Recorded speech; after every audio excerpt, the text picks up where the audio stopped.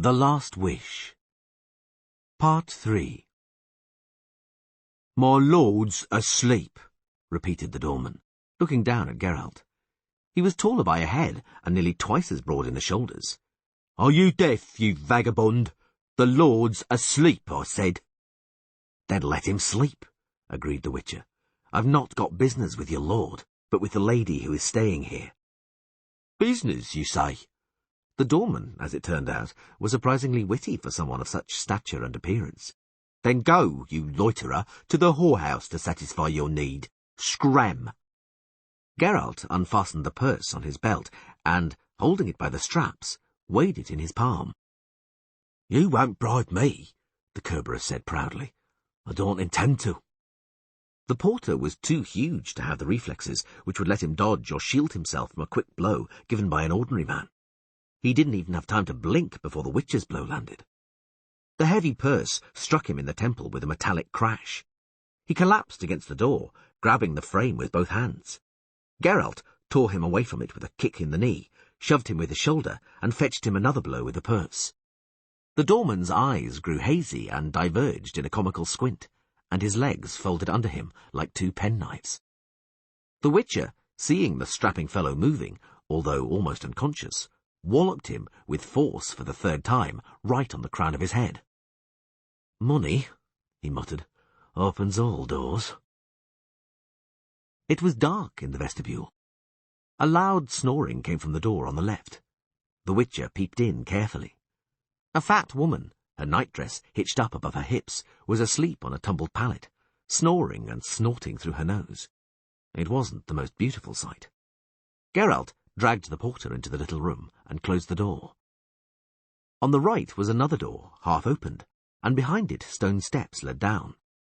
The Witcher was about to pass them when an indistinct curse, a clatter, and the dry crash of a vessel cracking reached him from below.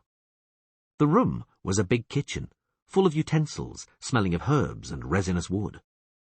On the stone floor, among fragments of a clay jug, knelt a completely naked man with his head hanging low. "Apple juice, bloody hell," he mumbled, shaking his head like a sheep which had rammed a wall by mistake. "Apple juice. Where are the servants?" "I beg your pardon," the Witcher asked politely. The man raised his head and swallowed. His eyes were vague and very bloodshot. "She wants juice from apples," he stated, then got up with evident difficulty, sat down on a chest covered with a sheepskin coat, and leant against the stove. "I have to take it upstairs because—" "Do I have the pleasure of speaking to the merchant, Beauberant?" "Quieter." The man grimaced painfully. "Don't yell. Listen, in that barrel, there, juice, apple. Pour it into something, and help me get upstairs, all right?" Geralt shrugged, then nodded sympathetically. He generally avoided overdoing the alcohol, but the state in which the merchant found himself was not entirely unknown to him. He found a jug and a tin mug among the crockery, and drew some juice from the barrel. He heard snoring, and turned. Beauberant was fast asleep, his head hanging on his chest. For a moment, the Witcher considered pouring juice over him to wake him up, but he changed his mind. He left the kitchen carrying the jug. The corridor ended in a heavy inlaid door. He entered carefully, opening it just enough to slip inside. It was dark, so he dilated his pupils and wrinkled his nose.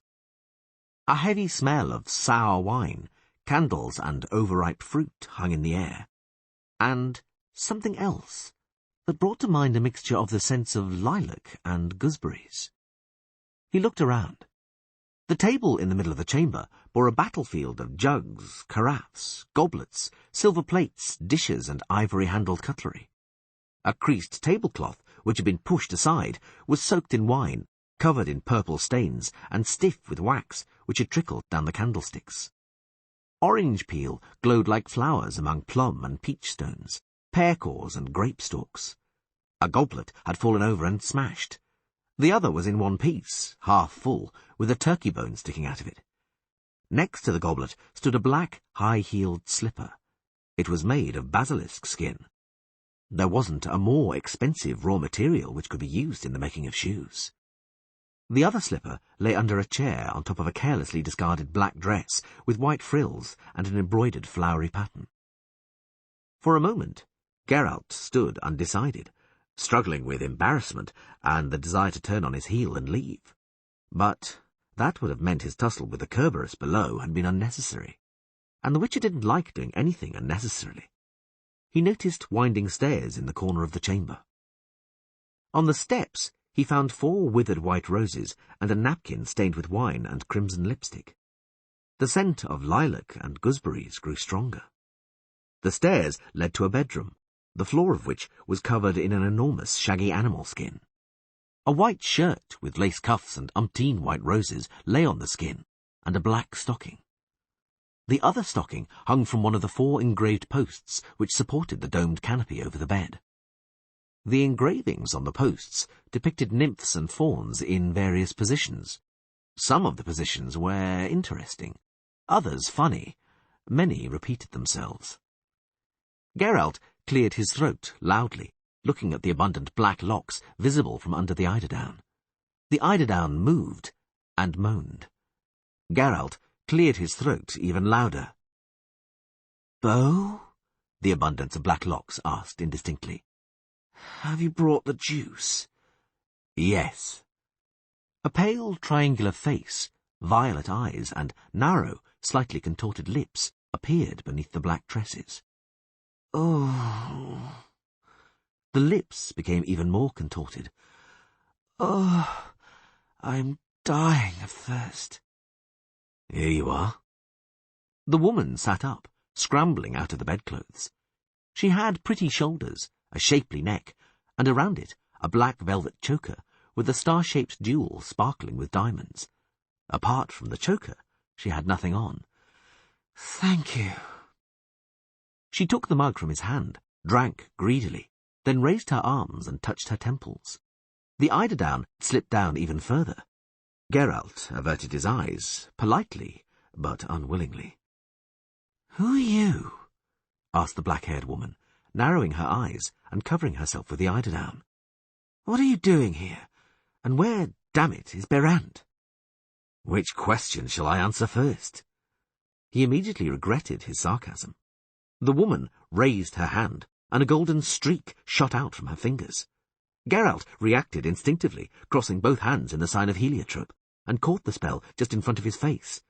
But the discharge was so strong that it threw him back against the wall. He sank to the floor. "No need!" he shouted, seeing the woman raise her hand again. "Lady Yennefer, I come in peace, with no evil intentions." A stamping came from the stairs, and servants loomed in the bedroom doorway. "Lady Yennefer?" "Leave," the sorceress ordered calmly. "I don't need you. You're paid to keep an eye on the house. But since this individual has nevertheless managed to get in, I'll take care of him myself. Pass that on to Berant, and prepare a bath for me." The Witcher got up with difficulty.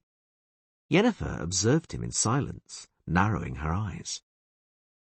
"You parried my spell," she finally said. "You're not a sorcerer, that's obvious, but you reacted exceptionally fast.